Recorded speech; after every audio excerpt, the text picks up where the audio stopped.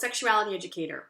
If you watch this channel on the regular, then you know that I have a kid and that he is still a kid.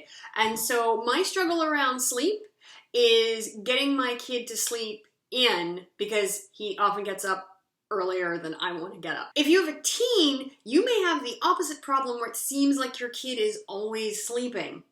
But in fact, research tells us most teens are sleep deprived. Two of the main factors that affect adolescent sleep patterns are biology and psychosocial factors, which in real talk just means the things that teens do all day. One of the many changes of puberty is that there's often a shift in the circadian rhythm. Circadian rhythms are basically just our body's internal clock, and they regulate when we feel sleepy at night and when we feel awake and alert in the morning. During early puberty, there's a bit of a shift in that rhythm.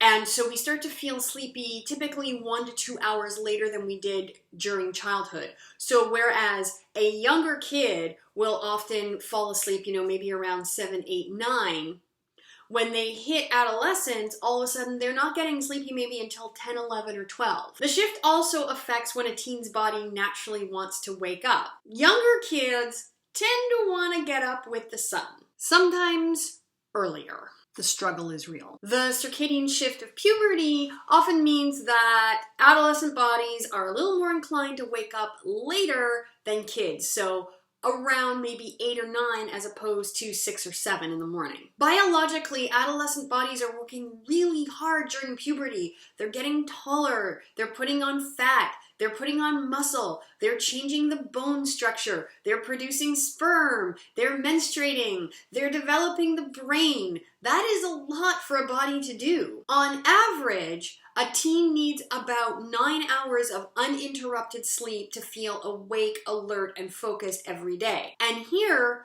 are where some psychosocial factors can affect their sleep and feelings of being rested. In addition to everything going on in their bodies, most teens have a lot of things to do in a day. First, there's school, which for a lot of teens means getting up earlier than their body naturally wants to. There's homework and studying, which can take up several hours after school, and there may be other demands on their times, such as jobs, clubs, sports, or other extracurricular activities. And then, of course, there's having a social life, and as we all know, friends and peers are extremely important for most teens. Trying to fit all of this into their day means that they have to get up early, and often it's really late by the time they fall asleep, making it difficult to get those 9 hours of uninterrupted sleep in. Something else that may make sleep more difficult for teens are screens. As it gets dark, our bodies produce a chemical called melatonin, which makes us sleepy.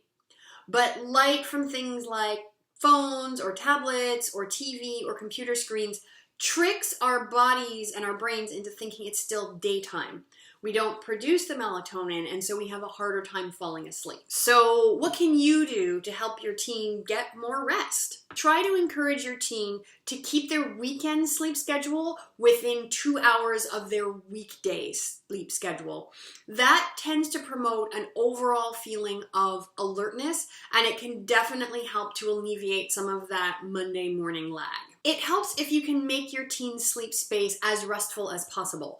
Now, everybody is different, but generally speaking, a cool, dark room with a comfortable, supportive bed to sleep in promotes more restful sleep. Now, I know the struggle of getting people away from their devices because I am one of those people, but turning off or even turning down the brightness on a screen a couple of hours before bedtime makes it easier for the brain to start producing that melatonin and can make it easier for teens to fall asleep. A lot of people, teens included, find it easier to fall asleep if they have a consistent bedtime routine. Now, this doesn't have to be something that's like super long or super complicated. You don't have to have a bath and then meditate and then light a candle and whatever. It can be something super simple. It may just be brush your teeth, hop in bed, read for 10 minutes. Anything that's going to make them feel relaxed and calm and sort of signal their body that it's time to start winding down for the night. Exercise can help. So if your teen is physically able and so inclined, then 30 to 60 minutes of physical activity during the day can help promote sounder sleep at night. And something teens can do and often do for themselves is masturbation.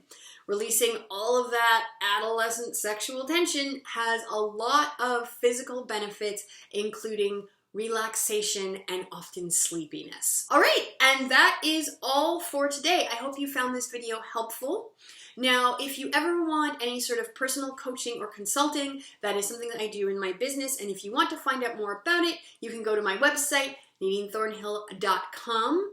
If you enjoyed this video, then please leave me a comment, like it, and of course hit that subscribe button so you don't miss any videos. I hope you all have a great day, and I will see you soon.